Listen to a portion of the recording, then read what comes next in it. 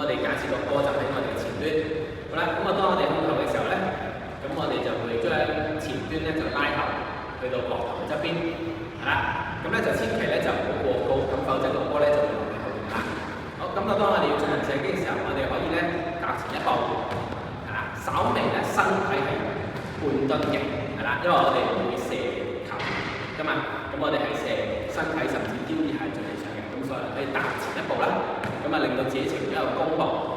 好，咁啊同時間咧，我哋雙手咧就右手向前推嘅同時，左手向後拉，同時轉我哋個桿咧，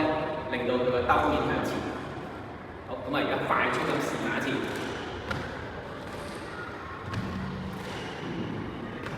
咁同埋咧，其實係摔完之後，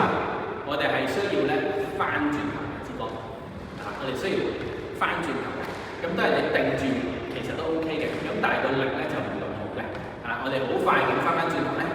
個力係會再順啲嘅。因為水平射擊咧係一個中距離同埋近距離上嘅射擊方法，咁其實佢咧就好難量準嘅，你可以睇㗎，而個波同我哋嘅眼係有一段嘅距離，咁所以我個眼嘅身同埋身體正前方咧就並唔係我嘅射擊範圍嚟嘅，反而就係會偏咗一邊嘅。咁所以當我要射擊呢一張出嚟嘅時候咧，我就唔會咁正面對佢嘅，係啦，反而我就會打側，用個桿